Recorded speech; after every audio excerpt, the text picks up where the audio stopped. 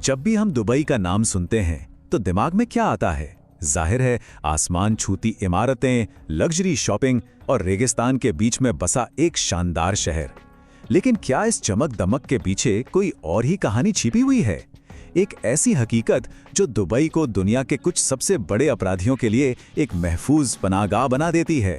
आज की हमारी इस पड़ताल का यही सवाल है, आखिर कैसे दुनिया भर की बड़ी बड़ी एजेंसियों को चकमा देकर ये लोग एक खुली और आज़ाद जिंदगी जी लेते हैं।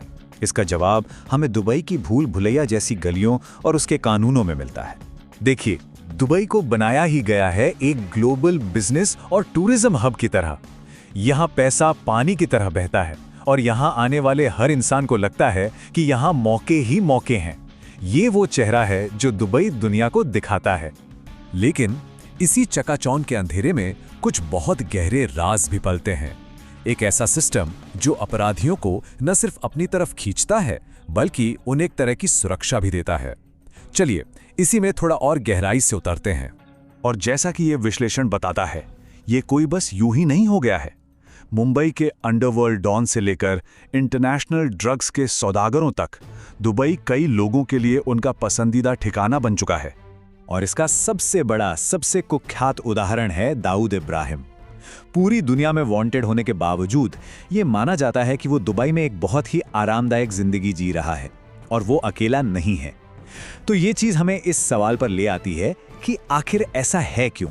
तो आखिर इस रेगिस्तानी स्वर्ग में ऐसा क्या है जो अंडरवर्ल्ड को चुंबक की तरह अपनी ओर खींचता है?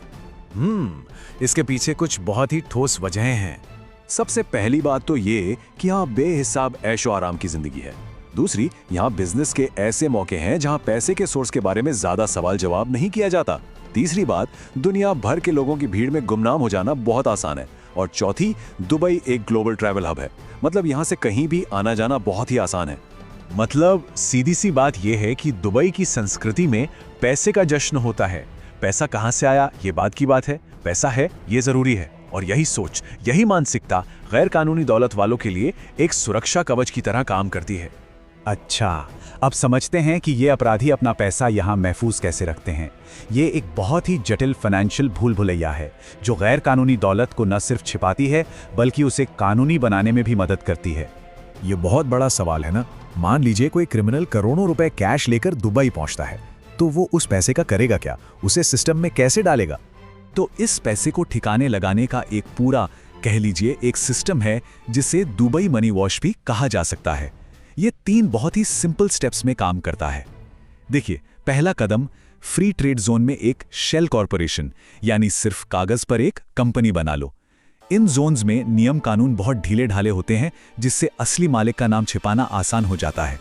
दूसरा कदम, उसी कंपनी के नाम पर गैर कानूनी पैसे से कोई महंगी प्रॉपर्टी जैसे कोई विला या अपार्टमेंट खरीद लो। और तीसरा कदम, जो बाकी कैश बचा है उसे किसी चलते हुए बिजनेस जैसे किसी होटल या रेस्टोरेंट में लगा दो और बस पैसा सिस्टम का हिस्सा बन गया। और बस इस पूरी प्रोसेस के आखिर में जो काला धन था वो अब एकदम साफ सुथरी लेजिटिमेट प्रॉपर्टी या इन्वेस्टमेंट बन चुका है। अब उस पर कोई आसानी से उंगली नहीं उठा सकता।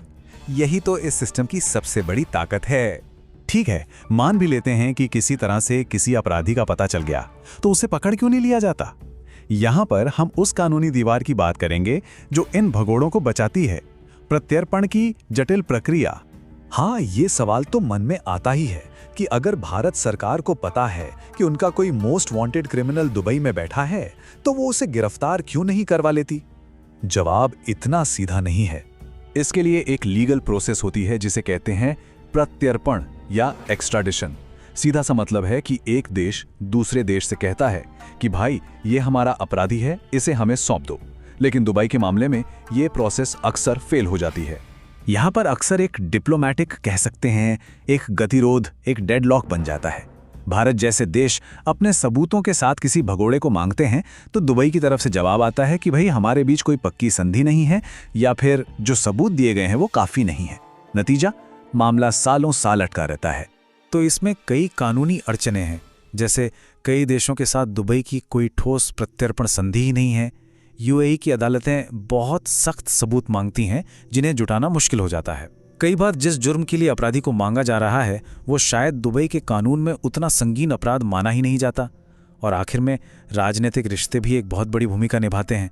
ये सब कुछ देख सुनकर एक बहुत बड़ा सवाल खड़ा होता है, क्या ये सब बस ऐसे ही हो गया या फिर ये दुबई की आर्थिक स्ट्रैटेजी का एक सोचा समझा हिस्सा है? तो हम घूम फिर कर वापस उसी बुनियादी सवाल पर आ जाते हैं। वो कौन सी कमियां हैं, वो कौन से सिस्टम हैं जो इन लोगों को इतना सेफ ऑपरेशन करने देते हैं? इसका जवाब शायद दुबई की इकोनॉमी में ही छिपा है। देखिए, दुबई का जो ये जबरदस्त विकास हुआ है वो विदेशी पैसे के भारी इन्वेस्टमेंट पर टिका है। और जब इतना पैसा आ रहा हो तो सरकारें अक्सर उसके सोर्स के बारे में ज्यादा सवाल पूछने से बचती हैं। यही पैसा तो दुबई के रियल एस्टेट, बिजनेस और टूरिज्म को चलाता है।